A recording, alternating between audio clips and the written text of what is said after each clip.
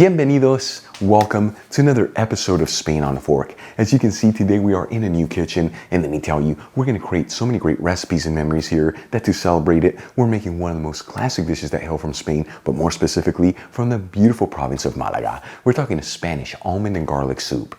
This is basically a white gazpacho, or as they call it in Andalusia, ajo blanco malagueño. And let me tell you, the beauty of this soup, besides the fact that it's effortless to put together and that it's all done in just 10 minutes, is that you can serve it chilled on a hot summer's day or even at room temperature, making it the perfect dish for any time of the year, folks. We're talking minimal ingredients, absolutely no cooking involved, and the kind of soup that's going to fill your body with so much goodness. Let's begin by measuring out 1 cup of blanched almonds, which is 143 grams, and adding them into a food processor. Now, to make this dish, I'm using Spanish Marcona almonds, but you can use whatever type of almonds you like. And if you can't find blanched almonds in your area, no big deal. You'll find a link in the description box below and iCard above on how to blanch almonds at home.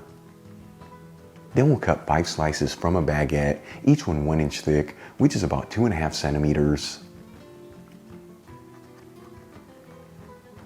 Add the slices of baguette into the food processor with the almonds.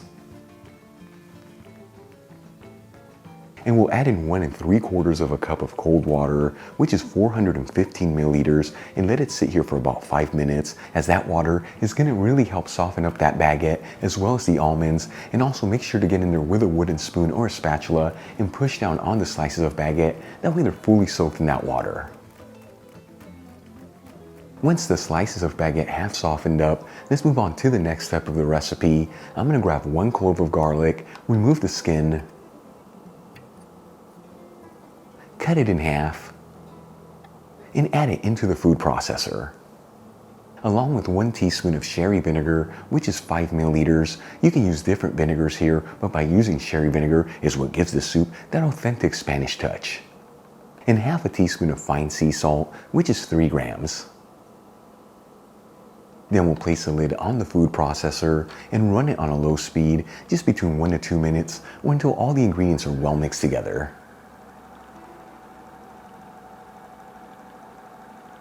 Once the ingredients are well mixed, I'm going to add in 1/4 cup of extra virgin olive oil, which is 60 milliliters. The secret here, make sure you slowly add it in there in a steady stream. This is going to help emulsify the soup, which at the end, combined with all the ingredients, is what gives it that incredible creamy texture.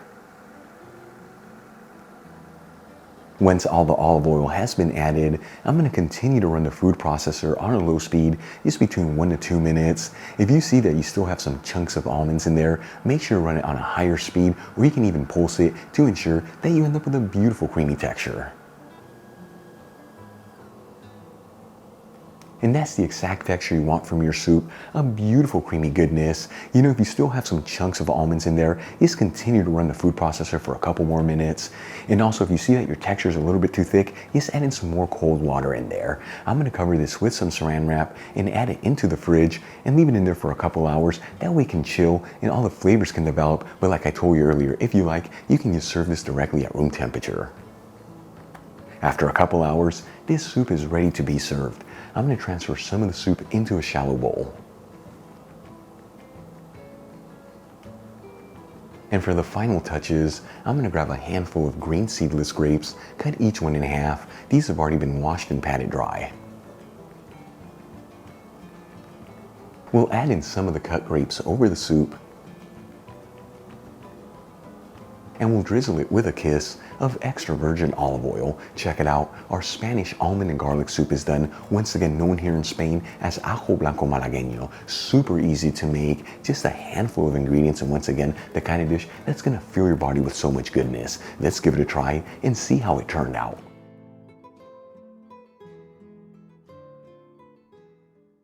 All right, folks, our first recipe is done in the new kitchen, and you gotta say, this is one heck of a good looking dish. And I do have to tell you, I have made ajo blanco before here on Spain on Fork. It was like one of my first recipes. This is a revised version with a much creamier texture. Here we go. Wow. Sweet and savory goodness. thanks to those green grapes, and that creamy texture is so creamy with absolutely no dairy used. And the best part, once again, we didn't cook anything on the stovetop, folks. A classic dish from the province of Malaga. Give this a try at home. Serve it chilled like I'm eating it right now, or even at room temperature, and you can enjoy it all year round. Either way, this is what classic and regional Spanish food is all about. Really quick before I go, shout out to a couple of my patrons, Paul Whitfield, Debbie Lee, Maria, Dark Matter, and Catherine Deshays. Again, guys, thank you so much for being patrons of Spain on a Fork. You know how much I appreciate you. If you enjoyed today's video, hit that like button, as it really helps out the channel. Leave me a comment below, and don't forget to share this video with your family and friends. That way our Spain on a Fork community can continue to grow. Till the next time, hasta luego. Absolutely delicious. First recipe done in the new kitchen. So exciting. But what's more exciting than the kitchen is this soup. So many great flavors, and at the end, you get a little hint of that garlic. This doesn't get any better than that. See you in the next video. Hasta luego.